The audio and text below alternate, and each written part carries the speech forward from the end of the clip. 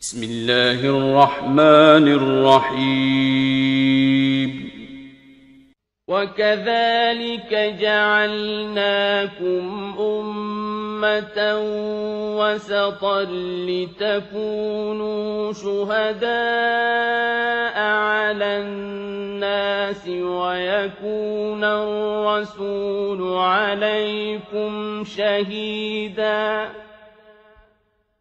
وما جعلنا القبلة التي كنت عليها إلا لنعلم من يتبع الرسول ممن ينقلب على عقبيه وإن كانت لكبيرة إلا على الذين هدى الله وما كان الله ليضيع إيمانكم إن الله بالناس لرءوف رحيم أعوذ بالله السميع العليم من الشيطان الرجيم بسم الله الرحمن الرحيم الحمد لله رب العالمين وبه نستعين وصلى الله على محمد وعلى الطاهرين وعلى الله عليهم أجمعين.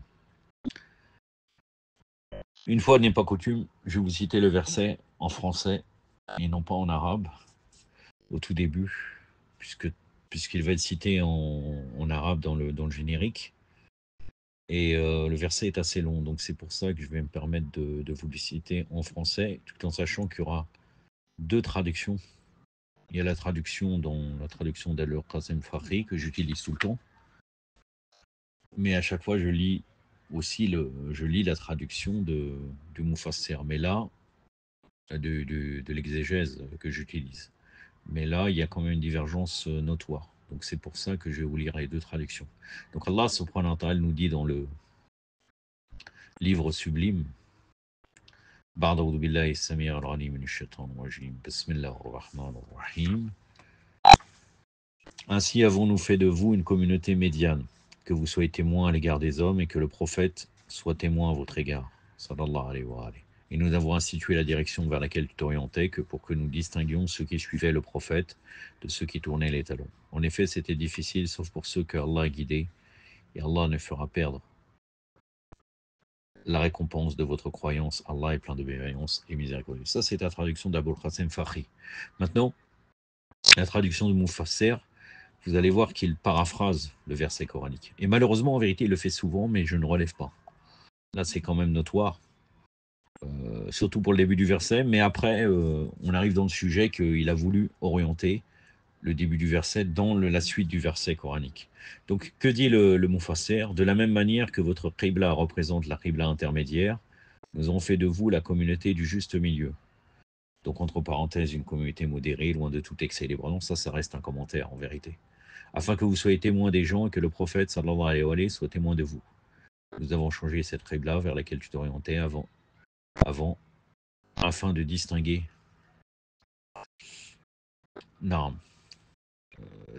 ceux qui suivent le messager de ceux qui souhaitent retourner à l'époque de l'ignorance. Certes, cela a été difficile pour les autres, excepté ceux que Allah a guidés. Sachez également que vos prières accomplies en regardant vers la précédente qibla sont correctes. Allah ne aidera jamais votre foi, car il est clément et miséricordieux vis-à-vis des gens. Donc là, vous voyez très bien qu'il a vraiment paraphrasé. Je commence le commentaire. Il est à côté. Il est à côté au regard des hadiths de Ahlul Bayt. Et à la fin, je vais vous citer deux hadiths venant de nos imams, alayhi salam, de l'Kafi. Dans une partie du verset, mais dans une autre partie, je vais vous citer un hadith venant de rapporter par votre serviteur. Je n'ai pas la référence, mais je sais qu'il existe ce verset, ce hadith. Voilà. Donc là, il dit communauté centrale, communauté du juste milieu. Dans ce verset, une partie de la philosophie de la modification de la qibla apparaît clairement. Dans un premier temps, Allah dit, de la même manière que nous avons fait de votre qibla une qibla du juste milieu. Ça, c'est sa propre interprétation.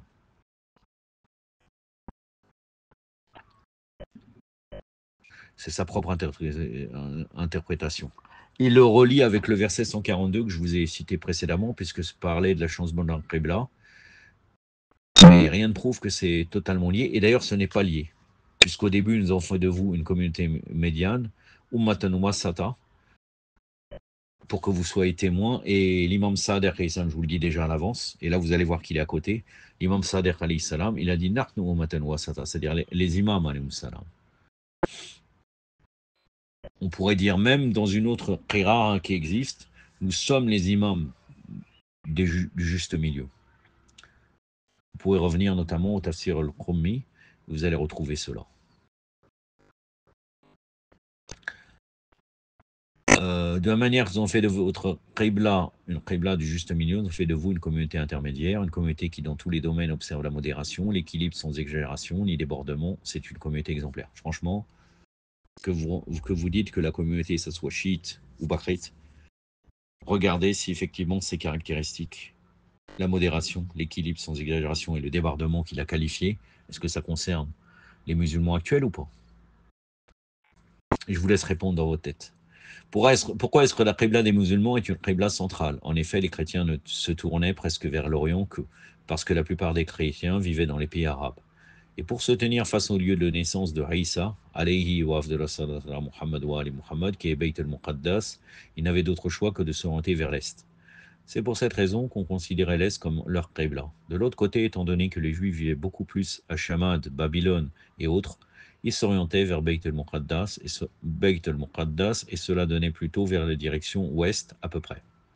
C'est dans ce sens que l'ouest apparaissait comme leur qibla, mais la Kaaba par rapport aux musulmans de cette époque, les musulmans de Médine, qui se retrouvaient au sud entre l'est et l'ouest, apparaissait comme le point médium. Donc là, il veut nous dire que la communauté médiane, ça concernait aussi la qibla, l'Ajib. En réalité, on peut déduire de cela, à partir de la phrase « Al-Wasat ». Al-Wasat, je vais y revenir, hein, c'est bien ça. Al-Wasat, exactement.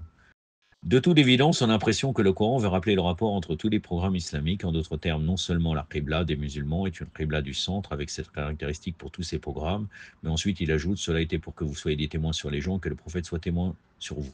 Donc c'est-à-dire que là, il est en train de nous dire que Al-Wasata, ça concernait uniquement peut-être cette époque, ou après, rien ne prouve qu'actuellement, les chrétiens orientent toujours leur église vers cette direction.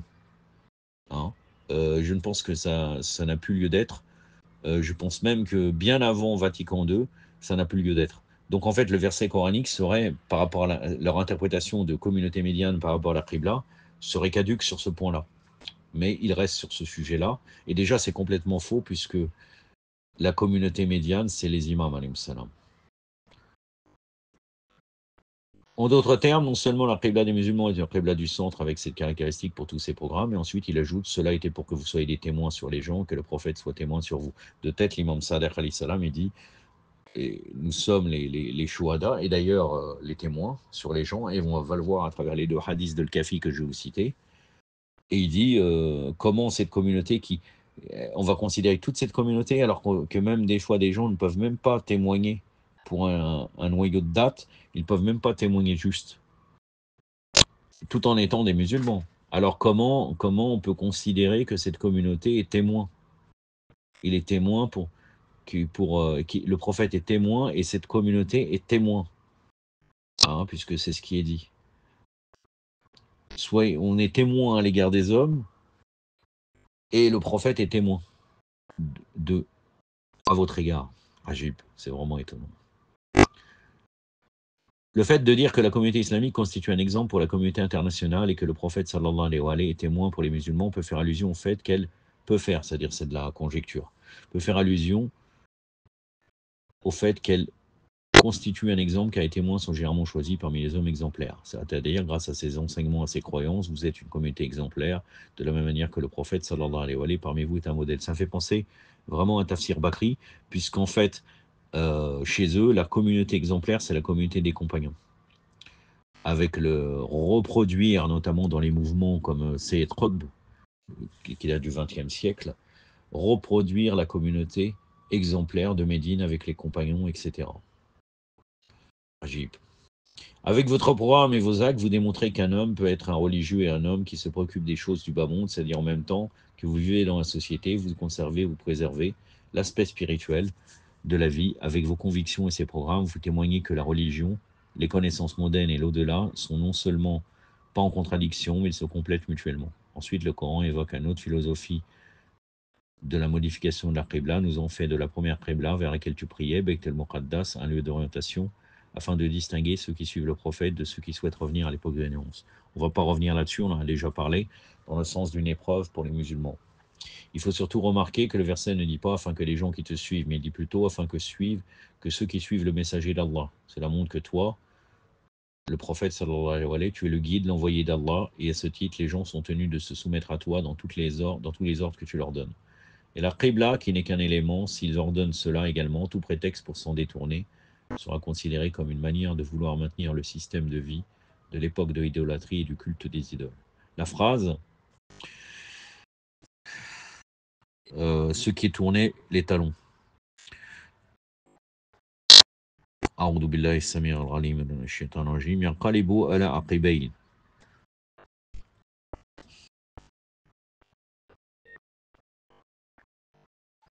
signifie en fait rentrer en arrière, littéralement. Ensuite, le Coran ajoute, certes, cela est difficile, excepté pour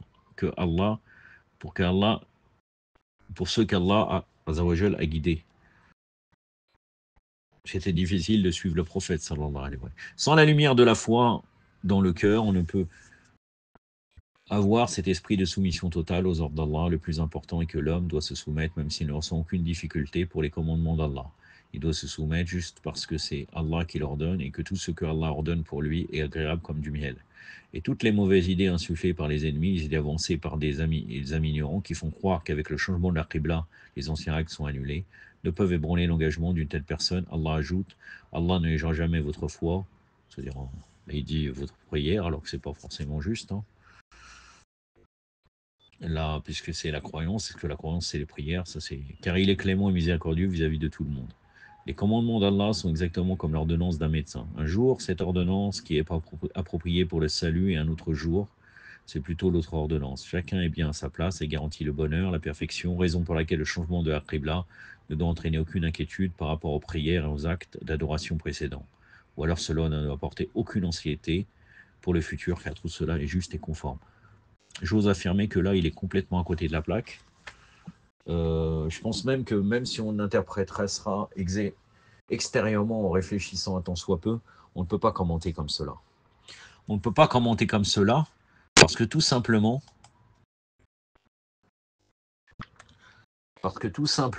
c'est en dehors de tout. Une communauté médiane, témoin pour les gens, les musulmans, alors qu'en fait, ça n'a strictement rien à voir. Dans Usul al-Kafi, Kitab al-Hujja, le chapitre 9, du fait que les illustres imams, alayhi salam, sont les témoins d'Allah pour ses créatures. Le hadith numéro 2. Hassan ibn Muhammad a rapporté cet hadith de Mu'alla ibn Muhammad et lui de Hassan ibn Ali al-Warsha, et lui d'Ahmed ibn A'az, et lui d'Omar ibn Udayna, et lui de Bouraid al-Ajli, qui avait dit, en une occasion, je demandais à Abar Abdullah, l'imam Sadiq alayhi salam, au sujet de ce noble verset qui annonce, ainsi avons-nous fait de vous, entre parenthèses, les vrais musulmans qui suivent réellement le prophète Mohammed sallallahu alayhi wa sallam, une juste et meilleure communauté pour que vous soyez témoins pour les gens. Donc là, il va dans le sens de l'interprétation commune. Mais l'imam, que dit-il? L'imam alayhi salam dit, nous sommes en effet cette communauté, juste et meilleure, nous sommes les témoins d'Allah envers ses créatures et ses preuves